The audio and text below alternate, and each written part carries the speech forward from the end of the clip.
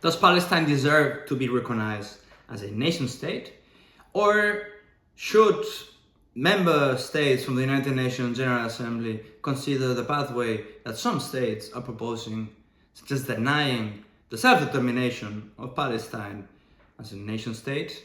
Well, first of all, the horrific October attacks from Hamas to Israel around 2 years ago are not justifiable at all. And we need to make that clear to begin the video, as some people might say that what is doing Israel, of course, is unjustifiable, it makes no sense and so on. But we also need to understand the perspective of Israel, that, for example, Hamas, the reason why it exists is to destroy the people of Israel. And that's publicly stated. And as demonstrated in the October attacks of 2023, those attacks were horrific and are not justifiable at all.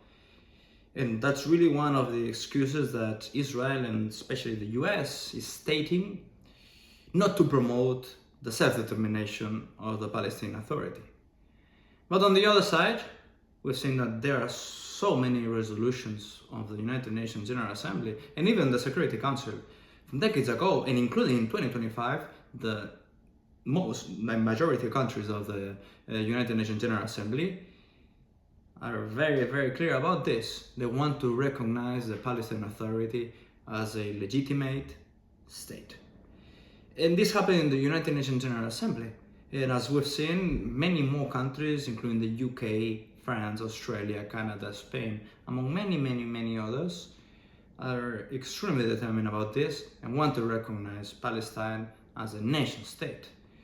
But what's really happening? Why are we not only recognizing Palestine as a nation state, but even the ceasefire, which might be expected considering the catastrophic and unjustifiable attacks of Israel towards Gaza and in general to the Palestinian population, are completely unjustifiable?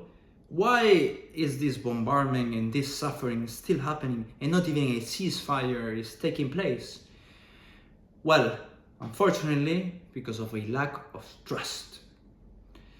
Again, if you live in Israel, you have many good arguments to be afraid of Hamas because of what happened and also what happens and is happening today in the Middle East.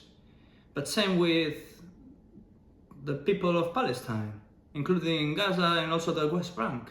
They have many reasons to hate and to be afraid of Israel. But the problem is that there's a lack of trust among both nations, and especially Israel is conducting a catastrophe and most likely genocide, as was attributed by a commission of inquiry of the United Nations. And of course this needs to stop, but even if we cannot agree on an immediate ceasefire, a release of hostages, and of course Hamas not being in power, which that might be in the medium run, if we cannot agree in those simple terms, this suffering will not stop. And the excuse conducted by the United States in the Security Council some days ago, stating that they don't want to conduct a ceasefire in the conflict between Israel and Hamas in Gaza, because of that might mean that the US and the international community is legitimizing Hamas as a, again, legitimate actor because of stopping the ceasefire, which is nonsense.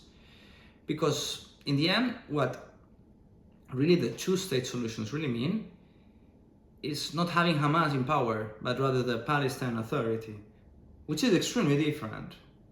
And also having a one-state solution that will not make sense at all. And that solution that some members are proposing, it's absolutely nonsense in the 21st century.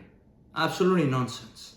And we need to strive for that two-state solution, having Jerusalem as the capital for both states, And then we might have finally peace among both of them.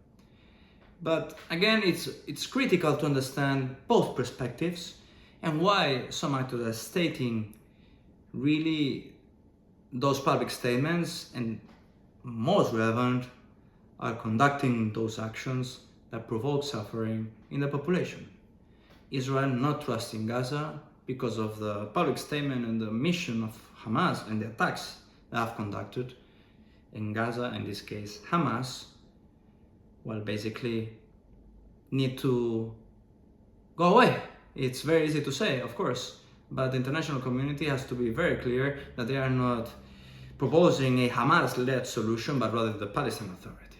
And on the other side, Israel needs to stop the mass suffering right now.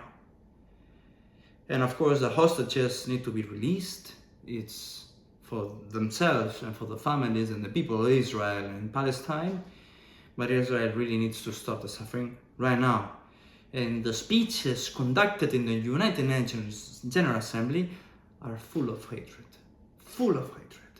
And with that, I'm very sorry to say that even though this is an optimistic channel, we're very pessimistic in the very short term about the potential solutions that might be carried out. And even a ceasefire looks very unlikely in the very, very short run.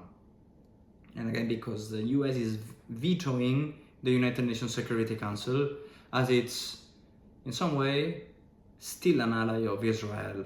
We'll see if that continues to take place, but the US might be the catalyzing factor, as once it stops backing Israel, maybe Israel might stop, at very least to open, I would say, the opportunities of having a ceasefire. Until then, it looks very bleak, but hopefully, again, both countries and the international community can stop having a lack of trust and trusting and cooperating among each other, because that might be the only option for a potential ceasefire and a peace agreement, a long peace agreement among both nations, and more than nations, the peoples of Israel and Palestine, which are suffering a lot. So with that, we hope you end up having a note of optimism, and consider subscribe to the channel if you like content such as this one. And as always, embrace your curiosity, enjoy life, and be the change you want to see in the world. See you in the next optimistic adventure.